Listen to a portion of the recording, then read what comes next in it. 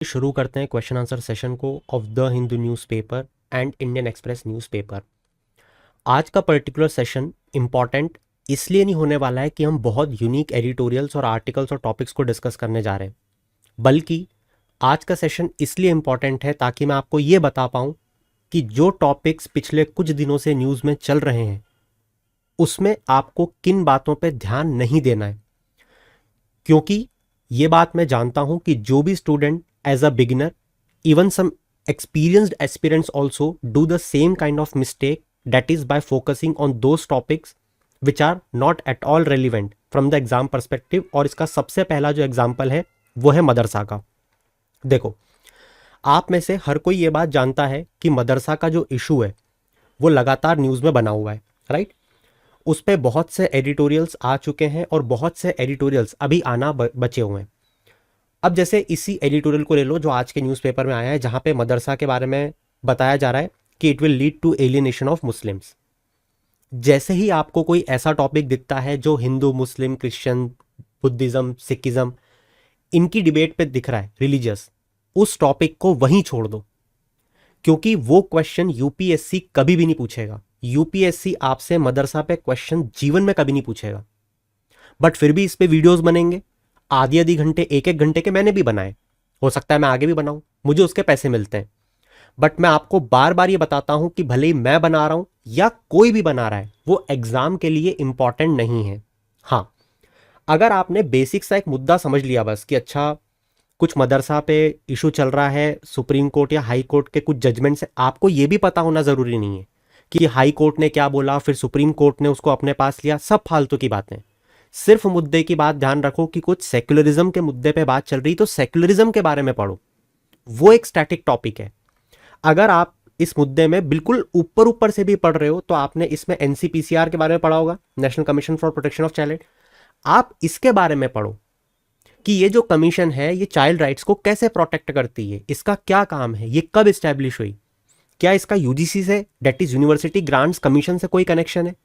आप इन चीजों को पढ़ो। जब यहां पे बात चल रही है राइट टू एजुकेशन एक्ट के बारे में, आप इसके बारे में पढ़ो कि ये कौन सी एज के बच्चों को एजुकेशन देने की बात करता है, क्या वो कंपलसरी है, क्या वो वॉलंटरी है, क्या ये इकोनॉमिक बेसिस पे एजुकेशन दी जाती है सिर्फ, या सबके लिए यूनिवर्सल है। आपको ऐसे स्टैटिक टॉपिक को पढ़ना है और न कि ये अर्जी फर्जी टॉपिक को, ठीक है। मैं आपको ये चीज़ बार बार हर सेशन में बताने की कोशिश करता हूं कि आप किन चीज़ों को पढ़ो और किन चीज़ों को छोड़ दो, ठीक है। कुछ चीज़ें होती हैं जो जनरल जनता के लिए बनाई जाती हैं, मैं भी बनाता हूं, और मैं बार बार आपको अपना एग्जाम्पल देके इसलिए बताता हूं ताकि आप समझ पाओ कि कुछ चीज़ें आपके लिए नहीं होती हैं, ठीक है। फिर अब जैसे यहाँ पे गाजा वॉर, गाजा पट्टी के बारे में लिखा हुआ है, इजराइल फलस्तीन पे हजारों आर्टिकल छपते हैं, क्वेश्चन एक भी नहीं आता, क्यों पढ़ना। अब यहां पे ग्लोबल साउथ के इंटरवेंशन की बात चल रही है। मल्टीपल टाइम मैं आपको बता चुका हूं कि क्वेश्चन जो आएगा क्यों आएगा, पहले तो ये समझो।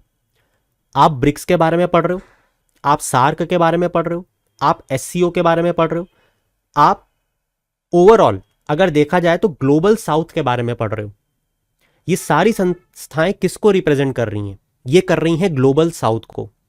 ग्लोबल साउथ की जो वॉइस है वो बोला जा रहा है कि इंडिया और चाइना रख सकता है, and that too particularly India. तो यहां पे ग्लोबल साउथ की वॉइस कैसे एक वर्ल्ड लेवल पे रिफॉर्म ला सकती है, क्वेश्चन ये बनेगा। तो rather than reading these redundant articles, आपको पढ़ना चाहिए क्या, ग्लोबल साउथ के बारे में। इसी के साथ मैं एक और आर्टिकल यहां पे साथ में लेना चाहूंगा, क्योंकि हम ग्लोबल साउथ की बात कर रहे हैं। अभी रिसेंट में आपने इंडिया और चाइना के अग्रीमेंट के बारे में सुना। अब हर कोई घंटों तक इंडिया और चाइना के एलएसी स्टैंड ऑफ के बारे में पढ़ेगा, किस तरीके से भारत की जीत हुई, किस तरीके से जी जिनपिंग को घुटनों के बल बैठा दिया भारत ने, ब्रिक्स समिट कैसे हुई, ये सब फालतू की बातें हैं। ब्रिक्स समिट बहुत इंपॉर्टेंट है। ब्रिक्स कौन से नए देशों को जोड़ा गया, क्या यहाँ पे कोई नई करेंसी की बात चल रही है, अगर हम एक कॉमन करेंसी लेके आते हैं तो क्या ये डी डॉलराइजेशन की तरफ हमें लेके जाएगा, ये इंपॉर्टेंट टॉपिक है। ये इकोनॉमी का टॉपिक है, that is internationalization of Indian rupee या फिर डी डॉलराइजेशन। क्वेश्चन यहां से पूछा जाएगा, इसका क्या इंपैक्ट होगा भारत में और हमारे रीजनल डोमिनेंस में, ये क्वेश्चन पूछा जाएगा। न कि आपसे इस इंडिया और चाइना के अग्रीमेंट पे क्वेश्चन पूछा जाएगा, क्योंकि अग्रीमेंट कोई ऐसा थोड़ी कि कोई बहुत खतरनाक चीज़ें इसमें हो गई हूँ कि हम ऐसा करेंगे, ये तो ऑलरेडी पहले ही हो चुकी हैं। सिर्फ जो टसल की सिचुएशन बनी हुई थी उससे दोनों देश पीछे आए, राइट। मल्टीपल टाइम मैं आपको बता चुका हूं, प्री में क्वेश्चन आएगा यहां की मैपिंग से रिलेटेड मल्टीपल टाइम। या तो वो पैंगोंग सो लेक देंगे, सो मोरीरी लेक देंगे, देपसांग प्लेन देंगे, गलवान वैली देंगे, दौलत बेग ओल्डी देंगे, काराकोरम देंगे। इनको नॉर्थ से साउथ या साउथ से नॉर्थ, ले लद्दाख, ये क्वेश्चन बनेगा। ईस्ट से वेस्ट, इस तरीके का हो सकता है। यहाँ पे नेशनल पार्क फंसा दें, ठीक है। मैपिंग आप लोगों को जिस तरीके से बार बार मैंने इंडिया और चाइना को पढ़ाते हुए बताई है, आपको वैसे ही पढ़नी पड़ेगी। तो इस टॉपिक को मैं already I think previous session या उसके भी प्रीवियस सेशन में पढ़ा चुका हूं, इंडिया चाइना में आपको किस तरीके से चीज़ों को पढ़ना है। तो उसको स्किप करके मैं भी ग्लोबल साउथ के बारे में बताता हूं कि आपको ग्लोबल साउथ में क्या पढ़ना है। तो जैसे ही मैंने ग्लोबल साउथ के बारे में बोला, सबसे पहले ग्लोबल साउथ को पढ़ने के पहले आप साउथ एशिया के बारे में पढ़ो, ठीक है। पढ़ो साउथ एशिया के बारे में कि साउथ एशिया को एक साथ क्यों काम करने की ज़रूरत है, इंडिया की neighbourhood first policy, Gujarat doctrine, ये सब जो साउथ एशिया से बिलोंग करती है, उसको इम्पैक्ट करती है, इन सबको पढ़ो, ठीक है।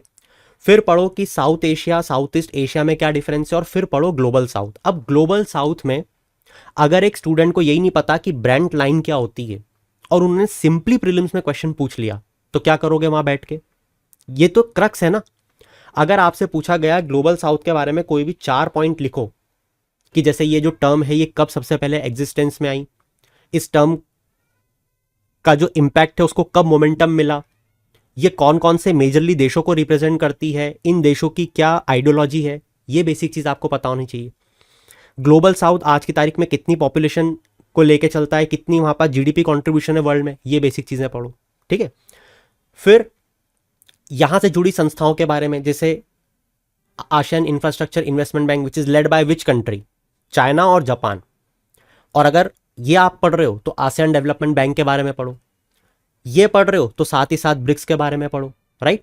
अब ब्रिक्स के बारे में जब आप पढ़ रहे हो तो बेसिक जितनी बातें हैं वो तो आपको पढ़नी है, और रीसेंट के जो चेंजेस हैं वो कौन से, जो न्यू कंट्रीज को इंडक्ट किया गया है, तो वो जो न्यू कंट्रीज हैं उनकी एक बार मैपिंग करो कि भैया कौन कौन से देश हैं, राइट। फिर ये देखो कि ये जो नई ग्रुपिंग है ये कैसे ब्रिक्स को फिर से इंपैक्ट करने वाली है, क्लियर। अब जैसे मैं बार बार ब्रिक्स के बारे में बोल रहा हूं, कल न्यूज़पेपर में ब्रिक्स पे एक आर्टिकल छपा, क्या था, कुछ दिन पहले खबर आई थी कि जो ब्रिक्स समिट है वो काजान में हुई, तातरस्तान, क्लियर। यहां पे उसका मैप भी दिया था, ये मॉस्को है, ये सेंट पीटर्सबर्ग है। सेंट पीटर्सबर्ग एकदम एक्सट्रीम एंड पे आता है, नॉर्थ वेस्ट में रशिया के, ये बात हम जानते हैं। ये मॉस्को है और यहां पे है काजान। अब बहुत ध्यान से समझना, जैसे अगर इस आर्टिकल को देख रहे हो तो आपको क्या लगता है, आपको क्या चीज़ इसमें पढ़नी चाहिए? क्या आपको ये पढ़ना चाहिए कि यहाँ की इथनिक कम्युनिटी का प्रपोर्शन कितना है? बट ऑफ कोर्स नहीं। आपको यहाँ पे ये पढ़ना चाहिए कि ये जो पर्टिकुलर लोकेशन है डेट इज काजान, यहाँ से कौन सी नदियाँ जाती हैं, हाँ ये पढ़ना चाहिए।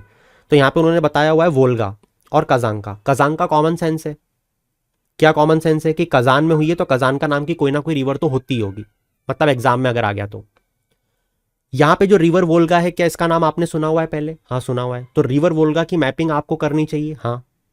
इनफैक्ट मैं तो बोलता हूं कि जैसे ही आपने देखा कि ब्रिक्स समिट हुई रशिया में कोई काजान नाम की जगह, जो सेंट पीटर्सबर्ग मॉस्को मतलब एक लाइन में दिख रही है आपको, ये थोड़ा सा ना ऑब्जर्वेशन करने की कोशिश करो और सीखो। देखो कैसा चल रहा है, ये है सेंट पीटर्सबर्ग, ये है मॉस्को और ये है कजान, ये देखो लाइन में दिख रहा है। इसको ऑब्जर्व करने की कोशिश करो। ये कोई सिखाएगा नहीं, क्योंकि कोई सिखाने वाली बात ही नहीं, मैं भी नहीं सिखाऊंगा, बट ये ऑब्जर्वेंस आपका खुद का आना चाहिए, ठीक है। कि यार एक ही लाइन में दिख रही है तो सेंट पीटर्सबर्ग मॉस्को कजान, जीवन भर याद रहेगा, ठीक है, एटलीस्ट 1 साल तो याद रहेगा ही, ठीक है। तो अब जैसे ही आप माइंड मैप को खोलोगे, देखो मैंने आपको हर चीज़ प्रोवाइड कर दी है, ठीक है। इसको बनाने में बहुत बहुत ज़्यादा टाइम इन्वेस्ट किया है मैंने, और वो सिर्फ इसलिए कि आपकी मेहनत को मैं बचा पाऊँ, बट एंड रिजल्ट निकालना आपके हाथ में, पढ़ना आपको ही पड़ेगा। सबसे पहले इंडिया और रशिया की रिलेशंस को पढ़ना है, इसको ध्यान में रखो। सबसे पहले पढ़ो जाके मैपिंग को, ठीक है। जैसे अगर आप देखोगे तो मैंने आपको वोल्गा के बारे में स्पेसिफिकली एक चीज लिख के दी थी, अगर आपको याद हो तो। Only Volga drain south, rest all major rivers in Russia drains in northern region. ठीक है, अब यहां पे मैंने आपको पहले भी बताया था, फिर बता रहा हूं, बार बार बताऊंगा, नॉर्दर्न सी रूट जिसपे क्वेश्चन आना डेल श्योर था, क्वेश्चन आया। फिर से बता रहा हूं, रशिया की मैपिंग में क्वेश्चन आएगा, और फिर से जब 2025 में प्री होगी मैं आपके सामने बैठूंगा। अब यहां पे रशिया की मैपिंग में जितनी भी इंपॉर्टेंट चीजें हैं, जैसे कि बेरेंट सी, कारा सी से लेकर, मैंने आपको बताया कि जितने भी सीज हैं उनको सिक्वेंशियल मैनर में पढ़ना है, सिर्फ ऐसे नहीं कि ये होते हैं, सिक्वेंशियल मैनर में। अब जैसे आपको मैंने बताया सेंट पीटर्सबर्ग, राइट, यहां पे एक बहुत बहुत बड़ी लेक है, इंपॉर्टेंट आई मीन टू से, लडोगा लेक, ये आपको पता होना चाहिए। फिर जैसे हमने देखा सेंट पीटर्सबर्ग, मॉस्को, कजान, देखा, ठीक है। अब देखो, कुछ स्टूडेंट्स बोलेंगे कि आपने तो बोला एकदम ही स्ट्रेट लाइन में। अरे एकदम स्ट्रेट लाइन का मतलब ये है कि आपको याद ऐसे रखना है, ठीक है। अब ऐसा नहीं कि मॉस्को अगर हल्का से इधर हो गया तो ऐसे याद रखना है, इसको चीजों को याद रखने का तरीका बता रहा हूं मैं, ठीक है। अब जैसे क्वेश्चन देखो, सेंट पीटर्सबर्ग, मॉस्को, कजान, ये सब उरल माउंटेन्स के इस साइड आते हैं। एक ऐसा क्वेश्चन बना दिया कि ये जितने भी रीजन्स हैं ये उरल माउंटेन के एक ही साइड आते हैं, वेस्टर्न साइड आते हैं, कोई भी ऐसा क्वेश्चन, आपको ये चीजें पकड़ में आनी चाहिए। कब आएगी? जब आपने मैप को अच्छे से स्टडी किया है। और स्टडी करने का मतलब ये नहीं होता है बस कि Ural mountain Russia, Ural mountain Russia, Ob river Russia, Ob, आपको उसको एनालाइज करना है प्रॉपर। अब जैसे रशिया के ईस्टर्न फ्रंट पे ये लोग इन्वेस्टमेंट को बुला रहे हैं, यहाँ पे कोई इन्वेस्टमेंट नहीं है, मतलब बहुत पिछड़ा इलाका है, राइट। उसके बारे में पढ़ो कि यहाँ पे कौन कौन सी मेजर माउंटेन रेंजेस है, कौन से सी आते हैं, कौन सी कंट्री कितनी दूर है यहाँ से, ये क्वेश्चन वो आपसे पूछेंगे, ठीक है। अब जैसे अमूर रिवर, सुभाष चंद्र बोस जी के रिस्पेक्ट में आप लोग ये पढ़ते हो, है ना, रशिया गए थे इसको क्रॉस करके। अब जैसे वहाँ की लेक बाइकाल बहुत फेमस है। अब यहाँ पे बहुत ध्यान से देखो, लेक बाइकाल जो है वो मंगोलिया से बहुत पास में है, समझ पा रहे हो आप। तो अब जैसे मान लो कोई ऐसा क्वेश्चन बना दिया कि अगर लेक बाइकाल जाना है तो किस देश से सबसे पास में वो लोकेटेड है, या किस देश से सबसे ज्यादा जल्दी आप वहां पे पहुंच सकते हो। ऑप्शन दे दिया कजाकिस्तान, मंगोलिया, चाइना। अभी आपको पता होना चाहिए। क्या आप उस कंटेक्स्ट को समझ पा रहे हो जो मैं आपको समझाने की कोशिश कर रहा हूं कि मैप को रटना नहीं है, मतलब याद तो करना है बट सिर्फ रटना नहीं है, उसको एक कंटेक्चुअल फॉर्म में याद रखना है, ठीक है। और आखिरी में इंडिया और रशिया के रिलेशंस पे जितने भी की पॉइंट हो सकते हैं वो मैंने आपको सब मुश्किल से 1.5 पेज में दे दिए हैं, बस इतना पढ़ लो, आपका काम हो जाएगा। हाँ, अभी जैसे मैं यहाँ पे पढ़ रहा था तो ये यहाँ पे जो अर्जेंटीना लिखा हुआ है ब्रिक्स में, जो नई कंट्रीज आई हैं, ये जो ब्रिक्स वाला है, इसमें पहले भी बताया था मैंने, मैं भी करेक्ट करना भूल गया, आप कर लेना, मैं भी डाल भी दूंगा इस चैनल पे, है ना। ये अर्जेंटीना को हटा लेना, ठीक है। तो ये 1 2 3 4 5 देश है नए न्यू ग्रुपिंग में। तो ब्रिक्स BRICS 5 ये टोटल 10 मेंबर हो गए, ठीक है। यहाँ पे भी 11 लिखा हुआ था, मैंने इसको अभी करेक्ट किया है, ठीक है। तो 2 चेंजेस आप कर लेना, खैर इतना समझदार हुई सब। इसके बाद में देखो नेक्स्ट इंपॉर्टेंट जो चीज़ है ना, वो यहाँ पे आपने लैंडफॉल और साइक्लोन के बारे में पढ़ा होगा, है ना। दाना साइक्लोन के बारे में बात चलेगी, बट ऑफ कोर्स ये बात है। अब देखो, जब भी किसी साइक्लोन के बारे में बात चलती है ना, तो बार बार ये मत पढ़ा करो कि दाना साइक्लोन कहाँ पे आ रहा है, इसने कितना क्या नुकसान पहुंचाया, ये इससे हमको मतलब नहीं है। जैसे कोई डायग्राम आया है, मान लो ये, तो ये देख लो कि अच्छा है, ओडिशा बताया हुआ है, यहाँ पे भितरकनिका नेशनल पार्क है, यहाँ पे एक धामरा पोर्ट भी आता है। अच्छा, मतलब भितरकनिका नेशनल पार्क के पास कोई एक पोर्ट है, धामरा पोर्ट, ठीक है, बहुत बढ़िया। अब क्या कर सकते हो आप, पता है, ये आपको प्रैक्टिस करनी पड़ेगी डेली बेसिस पे। आप क्या कर सकते हो, जहां पे भी आपने नेशनल पार्क की मैपिंग की है, सबसे पहले तो उसको मार्क करो कि भितरकनिका नेशनल पार्क के पास में कोई धामरा पोर्ट आता है। क्या करता हूं, अब जैसे मैंने यहाँ पे मैपिंग की हुई है, किसकी, नेशनल पार्क की, ठीक है। अब यहाँ पे जितने भी नेशनल पार्क है वो मैंने सब लिखे हुए हैं, है ना, एक बार की मेहनत थी, कर ली, ये PDF आपके पास है। अब क्या करो आप लोग, जो ये भितरकनिका लिखा हुआ है, राइट, इसी के पास में धीरे से लिख लो धामरा पोर्ट, धामरा पोर्ट।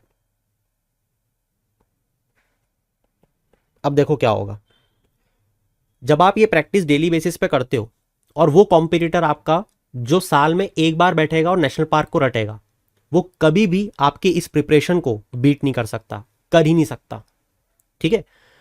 इसीलिए बोलते हैं कि ये साल भर की एग्जाम है, ये एक ओलंपिक रेस है, ये स्प्रिंट नहीं है 100 मीटर 200 मीटर की। तो अगर कोई साल भर इस तैयारी को इस तरीके से कर रहा है तो आप उसको बीट कर ही नहीं सकते, और अगर आप कर रहे हो तो आपको कोई बीट नहीं कर सकता, मार्क माय वर्ड्स। बट ये मेहनत आपको करनी पड़ेगी, ठीक है।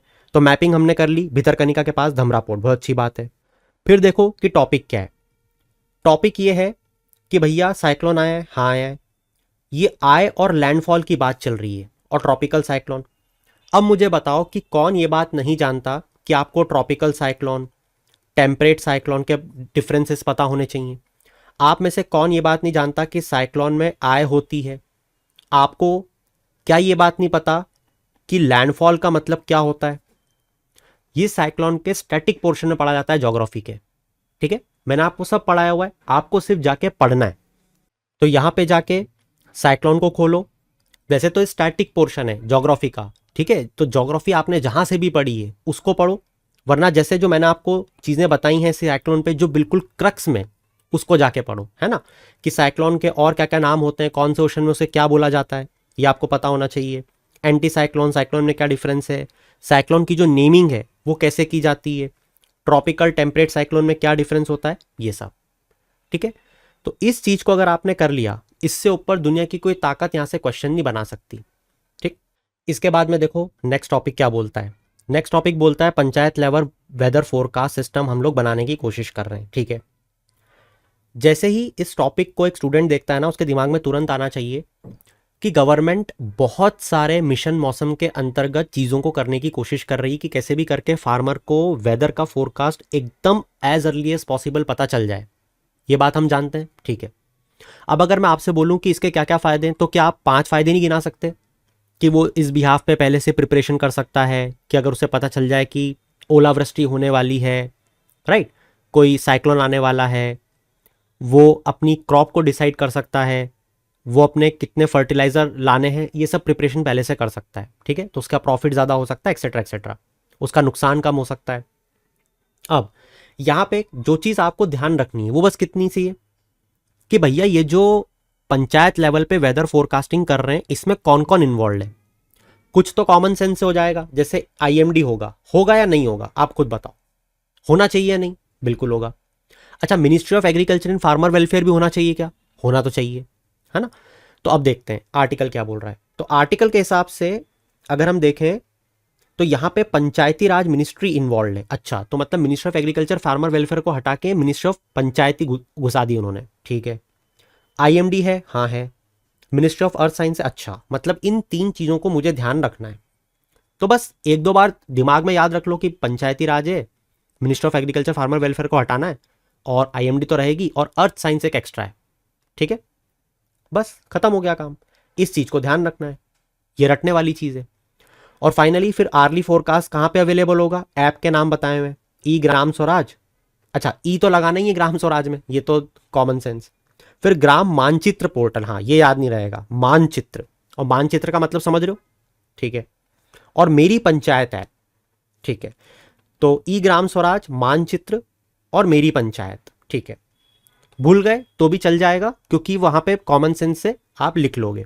प्री में तो पूछेंगे नहीं, मेंस में लिखना है तो हिसाब से लिख लेना। ई ग्राम एप्स लाइक ई ग्राम स्वराज, मेरी पंचायत है, बस खत्म, ठीक है। तो ग्राम पंचायत के थ्रू डेली अपडेट मिल जाएगी, temperature, rainfall, wind speed, cloud cover पे, बस ये चीज खत्म हो गई। अब देखो इसी के 2 दिन पहले एक और खबर छपी थी कि एक चैम्बर बनाने की कोशिश कर रहे हैं मिशन मौसम के अंतर्गत। उस मिशन मौसम के अंतर्गत जो हम एक चैम्बर बना रहे हैं उसमें हम आर्टिफिशियली उन सिचुएशंस को क्रिएट करने की कोशिश करेंगे जो एटमॉस्फेयर में होती है। समझ आई बात, तो उससे उसको कंपेयर कर सकते हो आप, है ना। और ये जितने भी टॉपिक्स हैं, अगर आपको नहीं पता तो मैं बता दूं कि इन सारे टॉपिक्स पे मैं यूट्यूब पे छोटे छोटे वीडियोस बना के आपको इन्फॉर्म करने की कोशिश कर रहा हूं। क्यों, उसका कारण बड़ा सिंपल सा है। ये वो फैक्चुअल टॉपिक है जो प्रीलिम्स के पहले आपको ऐसी कोई सीरीज मिल जाए जहां पे आप स्क्रॉल करके फटाफट 2-2 मिनट के वीडियोस को देख के पूरा टॉपिक पढ़ लो, तो वो आपको बहुत हेल्प करेंगे, ठीक है।